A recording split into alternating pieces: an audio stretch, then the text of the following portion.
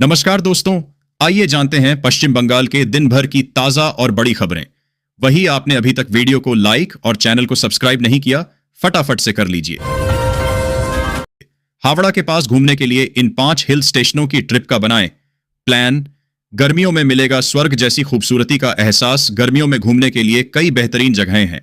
अगर आप इस मौसम में कहीं घूमने की सोच रहे हैं तो आपको पश्चिम बंगाल की ट्रिप करनी चाहिए, जहां आप हावड़ा घूम सकते हैं। वहीं हावड़ा से दूरी अधिक होने के बावजूद 5 हिल स्टेशन आपकी ट्रिप को यादगार बना सकते हैं। उत्तर बंगाल के 6 जिलों से दीघा के तक वॉल्वो बस सेवा शुरू। पर्यटन को बढ़ावा देने के उद्देश्य से मुख्यमंत्री ने एक और महत्वपूर्ण घोषणा की। उन्होंने कहा कि पूर्व मेदिनीपुर जिले के दीघा में नवनिर्मित जगन्नाथ मंदिर तक पर्यटकों की आसान पहुंच सुनिश्चित करने के लिए उत्तर बंगाल के 6 जिलों से वॉल्वो बस सेवा शुरू की जाएगी। यह बस सेवा सिलीगुड़ी, मालदा, जलपाईगुड़ी, कूच बिहार, अलीपुरद्वार और रायगंज से दीघा के लिए संचालित होगी, जिससे उत्तर बंगाल के लोग आसानी से जगन्नाथ मंदिर तक पहुंच सकेंगे। बंगाल के कई जिलों में 22 मई तक भारी बारिश का अलर्ट। कोलकाता भारत मौसम विज्ञान विभाग IMD ने सोमवार को पश्चिम बंगाल के कई जिलों के लिए 22 मई तक आंधी और भारी बारिश की चेतावनी जारी की है। मौसम विभाग के अनुसार पंजाब से उत्तरी बांग्लादेश तक बना पूर्व पश्चिम कम दबाव का क्षेत्र ट्रफ, अनुकूल हवा का पैटर्न और बंगाल की खाड़ी से नमी आने के कारण राज्य में बारिश की गतिविधियां बढ़ेंगी। मौसम विभाग ने बताया कि उत्तर बंगाल के दार्जिलिंग, कलिम्पोंग, जलपाईगुड़ी, अलीपुरद्वार, कूच बिहार, मालदा और उत्तर दिनाजपुर जिलों में 22 मई तक अलग अलग दिनों में भारी वर्षा होने की संभावना है। इसके साथ ही दक्षिण बंगाल के पुरुलिया, पश्चिम मेदिनीपुर, झाड़ग्राम, बांकुड़ा, मुर्शिदाबाद, नदिया और पश्चिम बर्दवान जिलों में भी आंधी तूफान और तेज हवाएं चलने का अनुमान है। मौसम विभाग के आंकड़ों के अनुसार सोमवार सुबह 8:30 तक पिछले 24 घंटों में उत्तर दिनाजपुर जिले के कुछ स्थानों पर भारी से बहुत भारी बारिश दर्ज की गई है। जिले के मुख्यालय रायगंज में सबसे अधिक 187 मिलीमीटर बारिश हुई, जबकि दक्षिण बंगाल के कैनिंग में इस अवधि में 53 मिलीमीटर बारिश दर्ज की गई। सिलीगुड़ी वेबेल IT पार्क में 100 करोड़ रुपए का निवेश। मुख्यमंत्री ने सिलीगुड़ी के वेबेल IT पार्क के विकास के लिए भी बड़ी घोषणा की। उन्होंने बताया कि इस पार्क में 100 करोड़ रुपए का निवेश किया जाएगा, जिसके तहत AI, AML और DL जैसी आधुनिक तकनीकों पर आधारित डेटा सेंटर स्थापित किए जाएंगे। इस पहल से IT सेक्टर में हजारों युवाओं के लिए रोजगार के नए अवसर सृजित होंगे। हिंसा को लेकर पश्चिम बंगाल की CM ममता बनर्जी ने बड़ा बयान दिया। उन्होंने कहा कि हिंसा की घटनाएं लोगों को कष्ट पहुंचाती हैं, लेकिन राजनेता इस स्थिति का फायदा उठाते हैं। सोशल मीडिया पर पोस्ट की गई तमाम पोस्ट का उद्देश्य गलत सूचना फैलाकर लोगों को बांटना और हिंसा भड़काना था।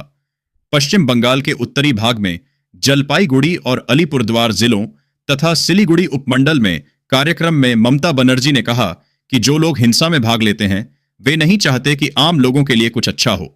अगर दंगा होगा तो तोड़फोड़ होगी, घर नष्ट हो जाएंगे और लोग मारे जाएंगे। ममता बनर्जी ने औद्योगिक विकास पर दिया जोर। कहा, सिलीगुड़ी में बनेगा अंतर्राष्ट्रीय सम्मेलन केंद्र। पश्चिम बंगाल की मुख्यमंत्री ममता बनर्जी ने सोमवार को सिलीगुड़ी में उत्तर बंगाल व्यापार सम्मेलन में भाग लिया। उन्होंने राज्य के उत्तरी जिलों में औद्योगिक विकास में तेजी लाने पर जोर दिया। ममता बनर्जी ने ऐलान किया कि सिलीगुड़ी में अंतर्राष्ट्रीय सम्मेलन केंद्र बनाया जाएगा। इसके लिए 10 एकड़ जमीन तलाश ली गई है। यह केंद्र उत्तर बंगाल में राज्य सचिवालय केजो बनाया जाएगा। केंद्र एक होटल के साथ ही व्यापारिक सम्मेलनों के आयोजन में भी मदद करेगा। पश्चिम बंगाल की सत्तारूढ़ पार्टी तृणमूल कांग्रेस ने आगामी विधानसभा चुनाव की रणनीति को ध्यान में रखते हुए संगठन में बड़े पैमाने पर फेरबदल की घोषणा की है। इस बदलाव में राज्य के कई जिलों में जिला अध्यक्ष और जिला चेयरपर्सन के पदों पर नई नियुक्तियां की गई हैं। वहीं कुछ जिलों में इन पदों को लेकर निर्णय लंबित है।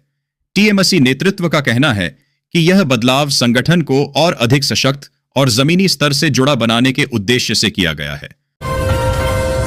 ममता बनर्जी ने वापस लिया प्रतिनिधिमंडल से यूसुफ पठान का नाम। स्वेंदु अधिकारी ने लगाए मुख्यमंत्री पर आरोप। तृणमूल कांग्रेस के सांसद यूसुफ पठान ने अपना नाम सर्वदलीय प्रतिनिधिमंडल से वापस ले लिया है। पार्टी सूत्रों से इसकी जानकारी सामने आ रही है। कहा जा रहा कि यूसुफ पठान ने सरकार से कहा कि वह इस दौरे के लिए उपलब्ध नहीं होंगे। बता दें कि केंद्र सरकार ने ऑन ऑपरेशन सिंदूर पर भारत का संदेश देने के लिए विदेश जाने वाले प्रतिनिधिमंडल में पठान का नाम भी शामिल किया था।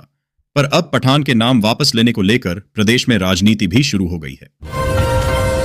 केंद्र पर बरसे टीएमसी सांसद अभिषेक बनर्जी प्रतिनिधिमंडल में इन्हें करना चाहिए शामिल पहलगाम आतंकी हमला और फिर ऑपरेशन सिंदूर के बाद केंद्र सरकार ने सर्वदलीय राजनयिक प्रतिनिधिमंडलों को विदेश भेजने का फैसला लिया है। यह प्रतिनिधिमंडल कल बुधवार से अपने मिशन पर रवाना होगा, लेकिन इसमें शामिल सदस्यों को लेकर विवाद लगातार बना हुआ है। तृणमूल कांग्रेस के सांसद अभिषेक बनर्जी ने भी चयन पर सवाल उठाए और कहा कि इसमें पीड़ितों के परिजनों या सैनिकों को शामिल किया जाना चाहिए था। प्रतिनिधिमंडलों के लिए लोगों का फैसला न करे केंद्र सीएम ममता।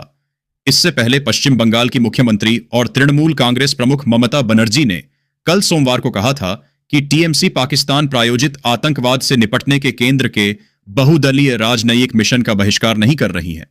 पार्टी केंद्र से औपचारिक अनुरोध मिलने पर अपने प्रतिनिधि भेजेंगी।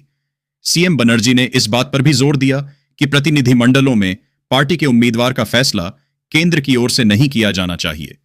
उनका यह बयान ऐसे समय आया जब कहा जा रहा है कि तृणमूल सांसद यूसुफ पठान को बहुदलीय राजनयिक प्रतिनिधिमंडल से बाहर निकलने के लिए मजबूर किया गया था। वहीं विदेश भेजे जा रहे सर्वदलीय प्रतिनिधिमंडलों पर राष्ट्रीय जनता दल आरजेडी सांसद मनोज झा ने कहा, मैं हमेशा से यह मानता हूं कि यह देश का मिशन ऑपरेशन सिंदूर था, लेकिन हमने इस मिशन में केंद्र की उदारता का अभाव देखा है।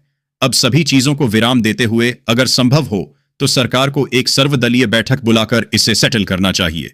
केंद्र सरकार ने आतंकवाद के खिलाफ भारत की लड़ाई को प्रदर्शित करने के लिए संयुक्त राष्ट्र सुरक्षा परिषद के कई प्रमुख साझेदार देशों का दौरा करने को लेकर सर्वदलीय प्रतिनिधिमंडल भेजने का फैसला लिया है।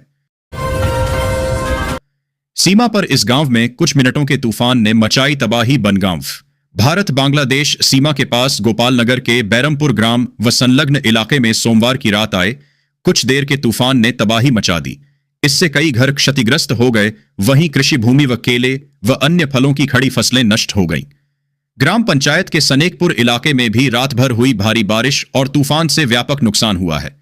प्रभावित स्थानीय लोगों का कहना है कि मात्र 30 से 35 मिनट तक रहे इस तूफान के कारण कई घर ढह गए, पेड़ उखड़ गए तथा कृषि भूमि को भारी नुकसान पहुंचा। तूफान के बाद से पूरा गांव बिजली विहीन है। प्रशासन ने पेड़ों की कटाई और गिर पड़े बिजली के खंभों को हटाने का काम शुरू कर दिया है। स्थिति को शीघ्र सामान्य करने के प्रयास किए जा रहे हैं। गोपाल नगर थाने से सटे इलाके के निवासी उज्जवल अधिकारी के घर पर एक विशाल बरगद का पेड़ गिर गया। हालांकि तूफान की भयावहता को देखते हुए उस परिवार के लोग पहले ही वहां से निकल गए थे, जिससे वे लोग बाल बाल बच गए। बच्चों सहित पूरा परिवार मुश्किल में आ गया है। उन्होंने तिरपाल के नीचे आश्रय लिया है। स्थानीय निवासी कल्पना दास ने कहा कि उन्होंने ऐसा तूफान पहले कभी नहीं देखा था। घरों की छतें उड़ गई हैं और कृषि भूमि जलमग्न हो गई है। खेतों पर तूफान से फसलें नष्ट हो गईं, पेड़ उखड़ गए हैं, बिजली नहीं है और इलाके में पीने के पानी की भी समस्या अब देखी जा रही है। बैरमपुर ग्राम पंचायत की ओर से बताया गया है कि अब तक लगभग 30 घर क्षतिग्रस्त हो चुके हैं। क्षेत्र में कई पेड़ गिर गए हैं। स्थानीय प्रशासन पीड़ितों की सहायता के लिए काम कर रहा है।